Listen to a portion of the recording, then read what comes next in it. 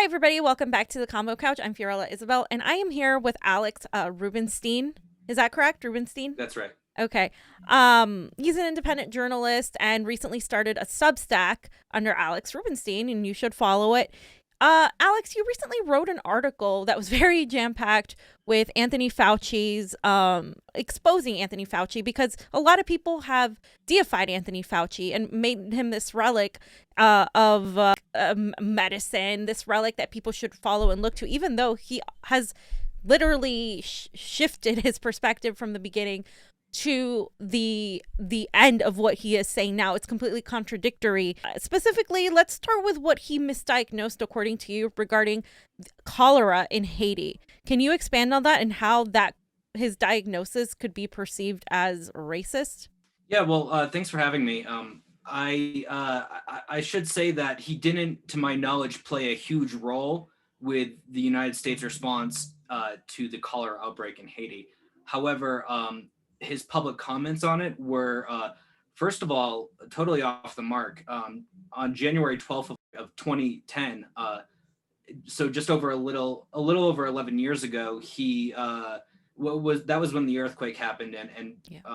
On February 1st, so less than a month later, he went on the National Institute of Health radio program and declared that there was no potential for a cholera outbreak in Haiti, that it was like just not going to happen.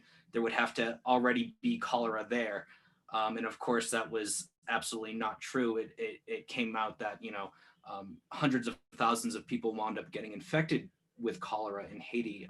Around the time that people in Haiti kind of grew wise to the source of the cholera outbreak, which was the United Nations, there was unsanitary measures, waste management measures being used at a United Nations facility that caused the outbreak. And as people started to grow aware of that, the United Nations put out, press releases saying that, their standards were up to par, and, they didn't really have anything to do with this outbreak. And at that same time, Anthony Fauci came out and started saying, well, it must have already existed in Haiti. So totally contradicting what he had said earlier, and really blaming unsanitary conditions in Haiti for the cholera outbreak. He said, it didn't exist as a disease, but it existed somewhere there. This was his actual words. He never bothered to, say where he might have thought it originated, but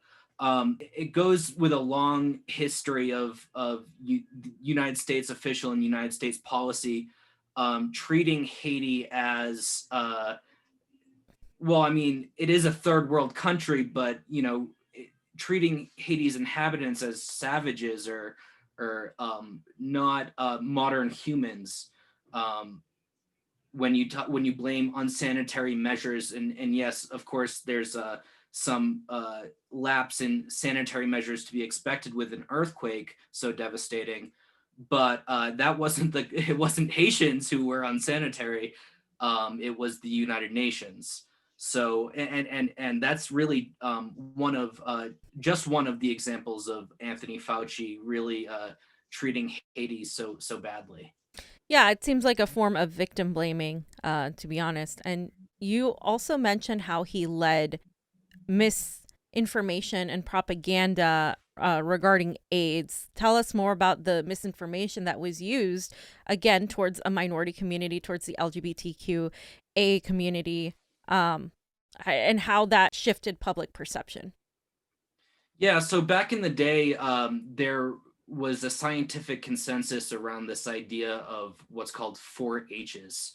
That's the letter H. And that stood for heroin addicts, hemophiliacs, homosexuals. I almost said homophobes. Yeah. No, not that. And Haitians. And so the idea was that Haitians constituted a risk group that was separate from the general population. And they never really explained why that was, but there was a high percentage of AIDS and HIV in the Haitian community.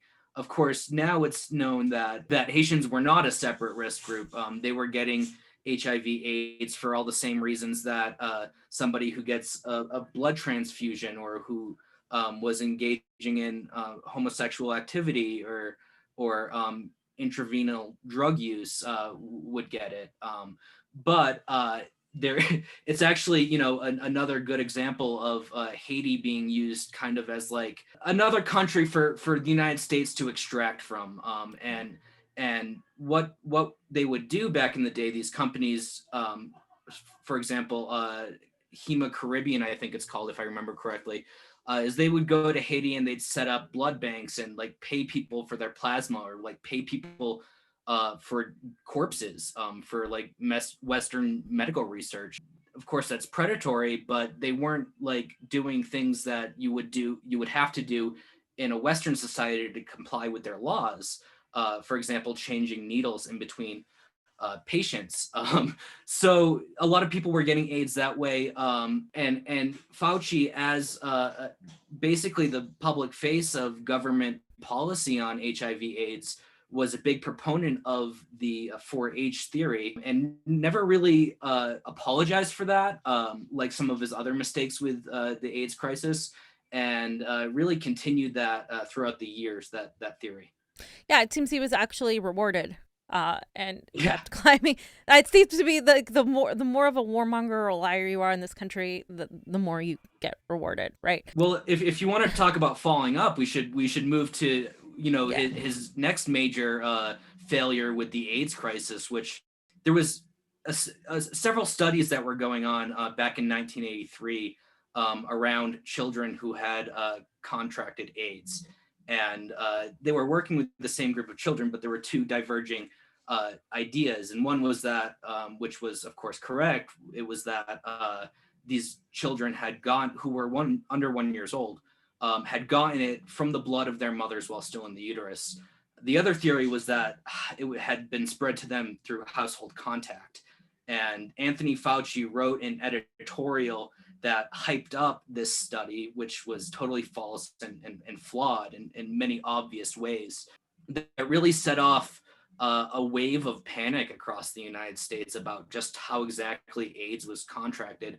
You had the media that was just blowing up all these horror stories of people dying so young en masse. And of course, the general public was fearful of that virus. And this editorial that Fauci wrote, saying that household contact may be responsible for HIV/AIDS spread, it really led to just incredible discrimination against AIDS patients. You have people fired. You have groups that were calling for all food handlers to be tested for HIV/AIDS. You know, calls to cancel gay pride parades, that kind of thing. It was just, it really was a disaster, and it turned back the dial on AIDS awareness, because the scientific consensus was already in place that HIV/AIDS was spread through blood and spread through semen. And that had tremendous implications for people too who are undergoing the disease and their loved ones, of course. So why do you think that these people deify Fauci? Like, why do you think these liberals and even some conservatives deify Fauci in a way where they're making like candles and artifacts of him? What is this a result of, and what sort of danger does that set? Just to circle back really quick, I forgot to mention that the year after that he put out that editorial about household contact, he was actually promoted to the head of the National Institute of Infectious Diseases, or whatever the 6-letter acronym is. But we've seen that the media will do anything to make Trump look bad. I mean, like literally anything. I think that Fauci was kind of used as a means of making Trump look bad, because he's very composed. He's certainly scientifically literate, and Trump is certainly not.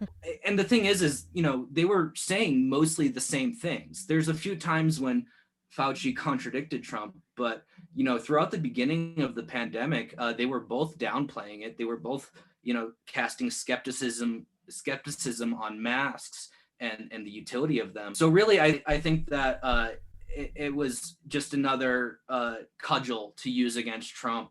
And it shows that because his and Trump's policies were so similar, Trump really doesn't depart that much from the bipartisan consensus. I mean, it's really an issue of rhetoric rather than substance. And I think Anthony Fauci, having taken none of the blame for what we're seeing today with 4,000 people dying per day, coming out of all this like even more beloved than he was then, is really a reflection on that bipartisan consensus. I think that if Hillary Clinton had won in 2016, we'd still be seeing 4,000 deaths a day, because at the end of the day, it's a neoliberal government that doesn't want to invest the resources or take the necessary measures to prevent the spread of this virus. So going on COVID now, right, on the coronavirus, what is your personal opinion on that itself, and like the shifting from, let's say, the measures of herd immunity being not being a thing versus now herd immunity? Yes, it's a thing. Right. Well, I'm not, I haven't spent much of the last year really studying the coronavirus. It's kind of a topic that Yeah. I'm not naturally educated on or predisposed to. So I've kind of avoided it.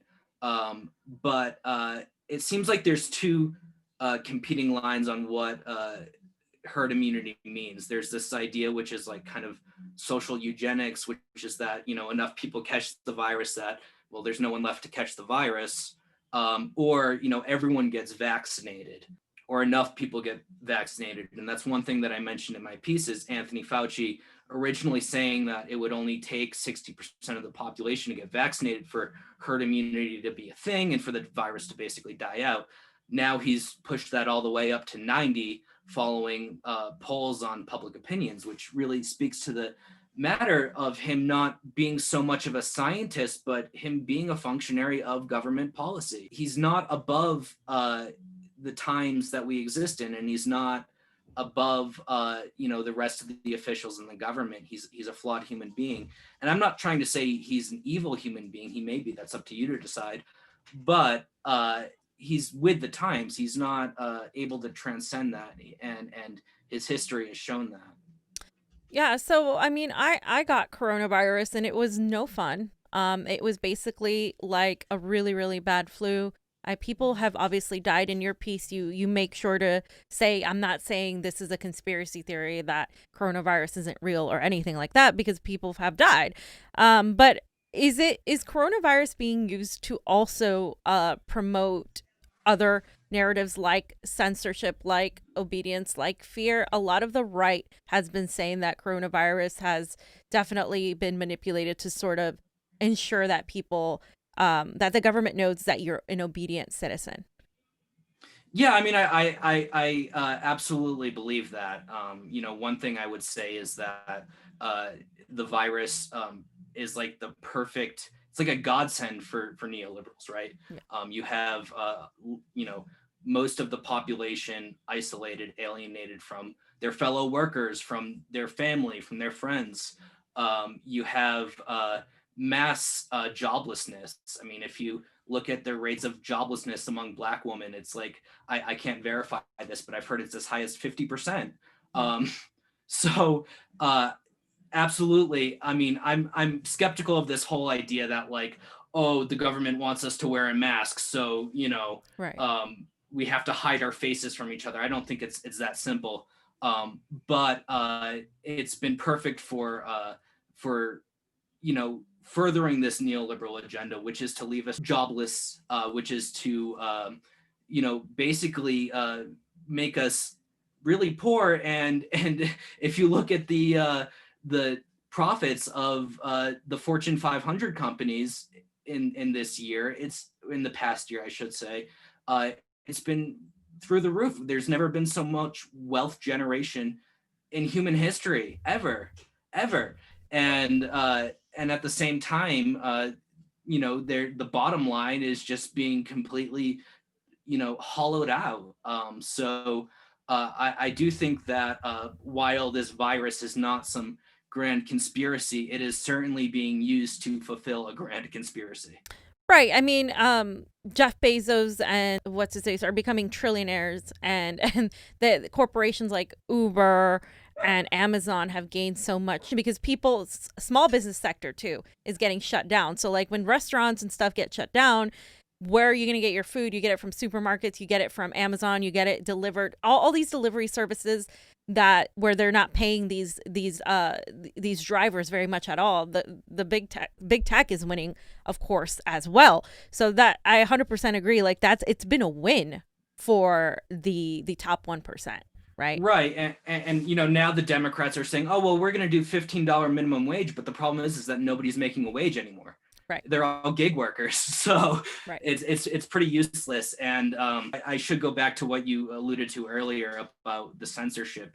What happened to the marketplace of ideas? The one market I actually believe in, the marketplace of ideas. Yeah. It's totally been wiped out and ridiculed, and it's considered no longer viable because of things like COVID denialism, which I think that any amount of skepticism, a good amount of skepticism of authority is healthy for most functioning societies. Right. And that's kind of what I want to shift into. It seems like there is absolutely no nuance with that. Like even YouTube, the way they have been suppressing anything regarding COVID, several channels were taken down, like The Last American Vagabond, because they did a lot of extensive diving into COVID and into diving into the elections. Anything like that you're questioning the state narrative is like being suppressed. And if the state narrative was so easily true and we could trust in it, Russiagate wouldn't have been peddled for the last 4 years by the mainstream media propaganda machine.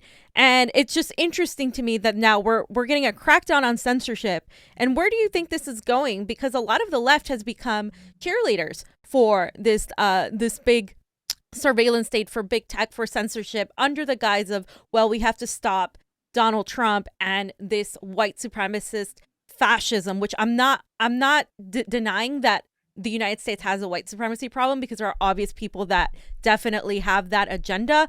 But to think that 75 million Americans are all Nazis and to start calling everybody a Nazi seems a little bit just an exaggeration. Well, I mean, to go to the censorship thing real quick, if you had taken Fauci's statements from a year ago or a little bit less than a year ago and reproduced them today on YouTube, you'd probably be banned. So, it's just there's been competing official narratives and conflicting official narratives that wouldn't pass the sniff test on, for YouTube moderators.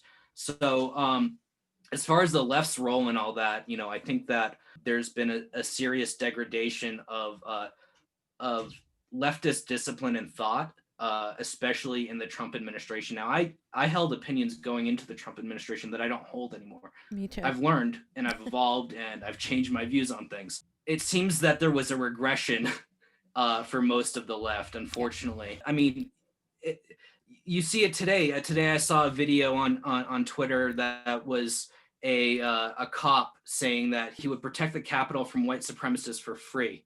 And so we've seen just in the course of a few months, because over the summer, the mainstream media had really turned on police and was, really pushing this white supremacy thing, to now that Biden's coming in, the police are good again. So, they're free to brutalize people at Standing Rock or go back to how it was in the early days of Black Lives Matter, when the media didn't care if, skulls were cracked.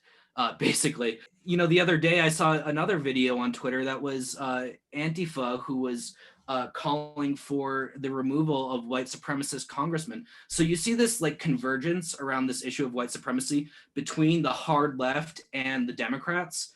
And really what it's resulted in is just this unquestioning support from the left of the Democratic Party's agenda, which is, of course, to stifle our speech and to leave us jobless. Exactly. And it's interesting you say that, because a lot of people, refuse to think that the left is actually the actual left. Like what we define as a left is important, because there's a fracturing on the left right now, right? There's like a lot of revelations. There is a segment of the left that considers themselves socialists, that, advocates for, whether they advocate for DSA or the World Socialist Network or whatever it is, they consider themselves pretty socialist. But when it comes to the fight against fascism, they only are looking at the white supremacy fascist aspect. But there is another side of fascism that is the cryptic fascism, that is the big tech in the surveillance state, and aligning yourself with the surveillance state in an effort to fight fascism on the ground, like the Nazi type of fascism. Is that possible? Is it bad to actually say, you know what, we need to protect speech, even if it's Donald Trump's, even if it's like a racist person's speech? Is that a bad thing? Are we embracing white supremacy by saying that?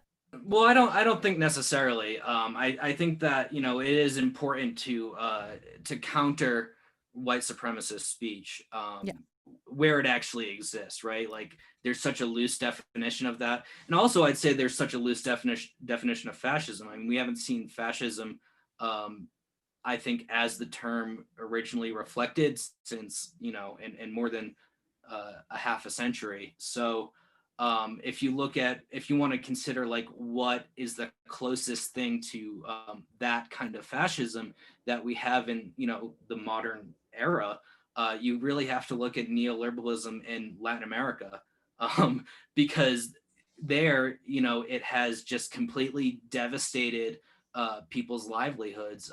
You have, again, mass unemployment, mass persecution against minorities and LGBT people, LGBTQA. And then you also have the hyper-militarization of the police and just crackdowns on any kind of political dissent.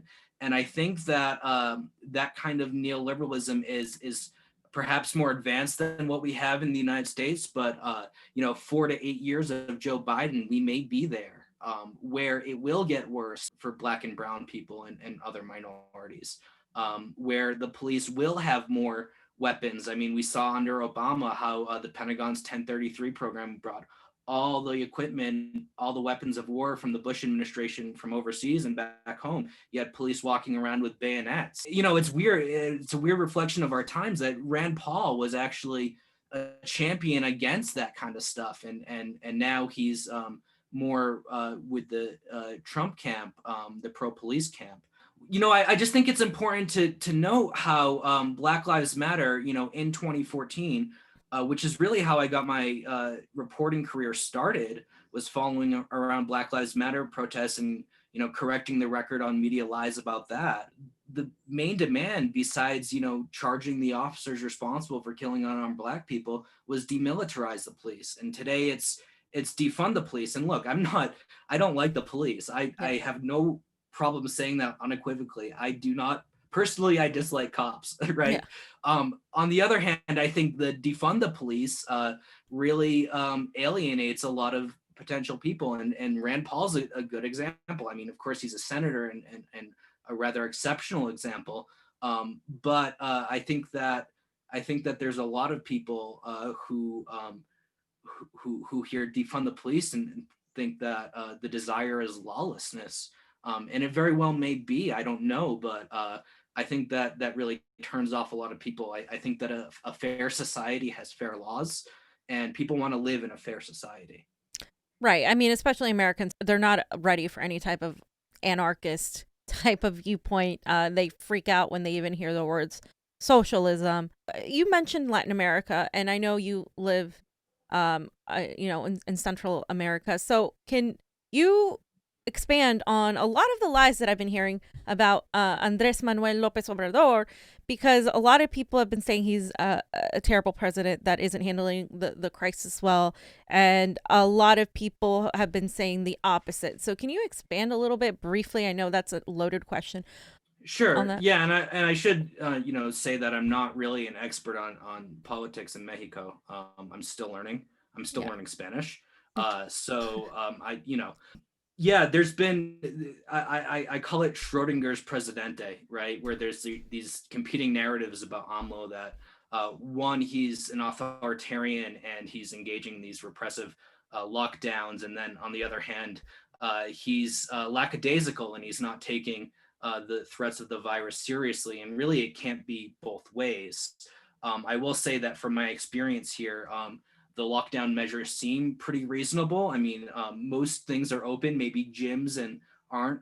Occasionally they they don't allow restaurants to open for periods of time, even for takeout, which I don't necessarily agree with, but it's not Yeah. like some dystopian nightmare. And you just about everything's open. You go to the store, they check your temperature and they make sure that you're wearing a mask, and that's it. Then you just do your shopping and it's over. So I really don't see a huge amount of repression here. And I will say that I don't know if it's still there now, but for at least a month while I've been here, outside of the presidential palace, there's been an encampment of a group called Frena, which is the National Front of Anti-AMLO, which is like, they had like maybe like 40 people there at a time, but just like, 600 tents set up. So all these tents were unoccupied, but it looked really good in photographs. And you have to wonder where that money's coming from. And I can pretty much tell you it's coming from the oligarchy. They're just like pouring money into these things, but the government let them stay there. They didn't give them any trouble. They just like let them camp out for however long they wanted to. There's this idea that, AMLO is like cracking down on political dissent. Anyone who doesn't agree with him has no free speech rights. And it's just absolutely not true. The thing is that AMLO did two things which really ignited a war against him. And one is that he's gone after the oligarchy, although I will say that he hasn't really gone after the oligarchy that much. He's said things like "we're all Mexicans," for example, which includes the oligarchy, which includes the people who are really against their fellow Mexicans. And the other thing he's done is he's cut funding to government funding to NGOs. So the NGO class and the oligarchy are really against him, and there's been leaks of plans to actually remove him from power. The Gray Zone, Ben Norton at the Gray Zone has reported on that very well. But and we know that actually, I should back up a little bit, that the president before him, who was really the one responsible for like the killings of journalists and students and all that crap, Peña Nieto, and some of that has continued because of his policies. He was employing social media bots for his presidential election campaign. So we know that the opposition in Mexico buys online bots and engages in disinformation to overthrow the government. So we really shouldn't be surprised to hear like crazy rhetoric about what AMLO's doing, and we should really take it with a grain of salt. It sounds like what happened in Bolivia when the Nazi regime was buying all these bots online to say of people who were supposedly Bolivian, but they didn't even live there. And it was usually, like the upper class elite, of course. You run into that in Latin America. Just a final question. What do you think happened at the Capitol? Was this a coup? Was this a terrorist attack? Is there anything going on, in your personal opinion, underneath that? I mean, I'm going to admit to you, I've never watched a video from Kyle Kulinski, but I did read that he referred to this as a diet coup. I think that's a pretty apt analysis. I honestly, I mean, it's really troubling what we're seeing in the fallout from that. And I was saying that this would happen from day one. First of all, I'm going to say I do not support these protests. I came out right away while they had not even entered the building yet, saying that this is going to accomplish nothing. They're not going to pass any laws. Right. They're not gonna do anything really besides go to prison and lose their voting rights. And actually, at that point, when I started taking heat, people were telling me, "Oh, the police won't go after them." Well, yeah, okay. We see what the FBI is doing today. Yeah. You have billboards, most wanted billboards up in bus stations in DC with the faces of these people. No fly list too. Right. And I think that there were people there that were like, definitely intent on violence and trying to overturn the election. But I think for the most part, it was an expression of anger and despair. However misguided that was, that's what they were feeling. And they probably, most of them didn't really have any idea what they were going to do. and maybe a lot of them were like, yeah, I'd die for this, but like, you look at the violence that happened, and it was, I mean, the only person who was like, well, I'm sorry, there was that Capitol police officer who was killed. Yeah. Right. But so I think it was like 1 for 1, right? The police killed somebody and the protesters killed somebody. Yeah. Um, Yeah. The police so actually shot a woman like who was climbing a window, but like it was really strange because like they didn't shoot anybody else. Like it was really I just think the whole thing was really strange how they were let in, how they had data like oh, communications absolutely. that Absolutely. I mean, yeah, like they knew that this was going to happen. They chose not to have backup. I was there for Force the Vote and for Julian Assange, and we had FBI cops all around us, a group of like yeah. 40, 50 people, and there couldn't be more security for the Capitol. It just seems weird to me. Right. And I'll give an example of my own experience, which was last inauguration when I was following an Antifa group around the streets, and they were, breaking Starbucks windows and crap like that. But we were met with the full force of the state. But one thing I'd like to say about that woman who was shot is that the law in the United States is that the police can't use deadly force unless there's reasonable belief that they're at risk or somebody else is at risk of being killed. And there were people in that crowd that were, I mean, the live stream that shows the footage says the guy saying, oh, I have a knife. There's reason to believe that some of those people might have been willing to kill, but I saw nothing like that with the woman who moved through the window. It was I mean, plainly an attempt to suppress this push forward, Right. which she was engaging in, which was not deadly. It's really troubling to see people ratting out their coworkers for going to this. I've seen people saying that they're working with the FBI. I've seen people calling for sedition charges, right? If you take ideology out of the equation for the people that stormed the Capitol, if you just completely erase the ideology and said, this is a left-wing protest, there would be no one calling for sedition charges besides the far right? And sedition charges, it really, I've seen communists call for that. It's like, do you realize what you're opening a can of worms that you're not going to close back up if sedition charges go through. It would really set like a very dangerous precedent. And I think that we just need to be wary of that. Yeah. Go ahead. Just to piggyback off of that really quickly, the war on terror, when we saw that after 9/11, post 9/11, we saw the Espionage Act, we saw the Patriot Act, we saw, a manufacturing consent for war. Is this a new war on domestic terror? Is this a new way of manufacturing consent for censorship, for a crackdown via the surveillance state, the marriage between Silicon Valley and our government? I mean, I think to a degree, yes. I wouldn't call it on scale comparably to the war on terror. You need a catalyzing event that's, I think, a little bit bigger than what we saw. But I do see this shaping politics for at least a year, much in the way that Russiagate did. But, if it wasn't this, it'd be something else, right? The Biden administration has an agenda, and they're going to do that, regardless of what the facts are on the ground. I think I think it is priming people for more censorship, more militarization, bringing the war on terror back home. I think that eventually AOC will cool her jets, and move on to the next big thing. So it's just part of the process, man. It's not. I don't think it changes the equation as much as people might think, because the equation's already going. This agenda is going to be carried out. So,